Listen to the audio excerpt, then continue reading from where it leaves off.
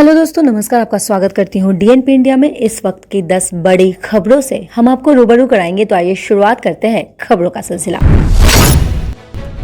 प्रधानमंत्री नरेंद्र मोदी ने बुधवार को कहा है कि उनकी सरकार की ओर से इस साल सीबीएसई की 12वीं की बोर्ड परीक्षा रद्द करने का निर्णय एक व्यापक परामर्श प्रक्रिया में बदल लिया गया है और ये छात्रों के हित में सबसे अच्छा कदम है। उन्होंने कहा कि केंद्र सरकार को देश भर से कई तरह के फीडबैक मिले हैं, उन्हीं के आधार पर ये छात्र हितैषी निर्णय लिया गया है।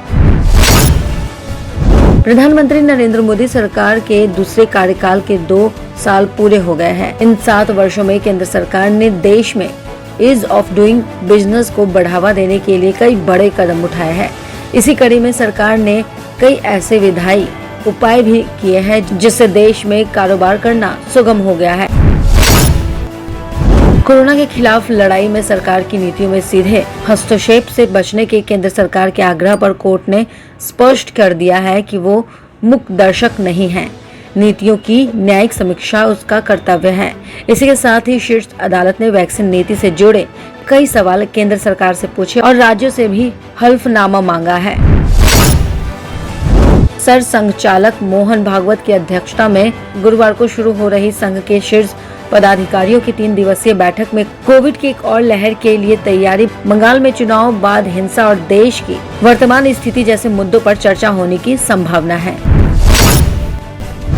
मध्य प्रदेश लोकसभा आयोग यानी एमपीपीएससी ने मध्य प्रदेश पीसीसी परीक्षा 2020 की तैयारी में जुटे उम्मीदवारों के लिए एक महत्वपूर्ण अपडेट जारी किया है। आयोग ने राज्य सेवा परीक्षा 2020 और राज्य वन सेवा परीक्षा 2020 के संयुक्त प्रारंभिक परीक्षा चरण की तारीख में संशोधन किया है।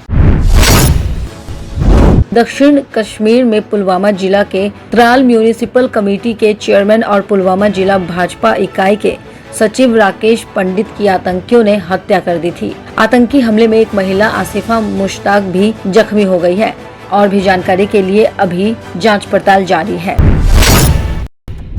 बिहार की राजधानी पटना के अस्पताल IGIMS में कोरोना का अनोखा मामला सामने आया है। छपरा निवासी 8 साल बच्चा जिसकी RT-PCR और एंटीजन रिपोर्ट निगेटिव, लेकिन CT स्कैन में फेफड़े 90% तक संक्रमित थे। यही नहीं, लीवर और किडनी में भी संक्रमण का दुष्प्रभाव है।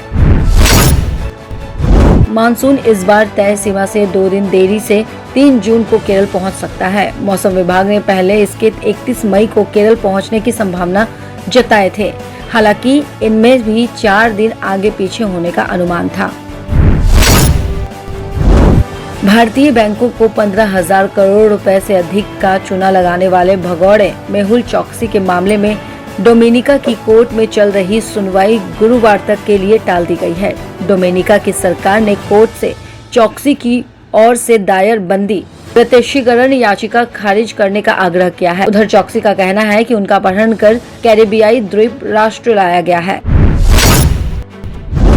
इजराइल में विपक्ष लंबे समय तक सत्ता में रहने वाले प्रधानमंत्री बेंजामिन नेतन्याहू को पद से हटाने के बेहद करीब पहुंच चुका है। इजराइल के राष्ट्रपति रेवन रिवलिन ने इसकी जानकारी खुद देते हुए कहा कि विपक्षी पार्टियों में इसको लेकर समझौता हो गया है और वो नई सरकार के गठन के लिए भी लगभग तैयार है।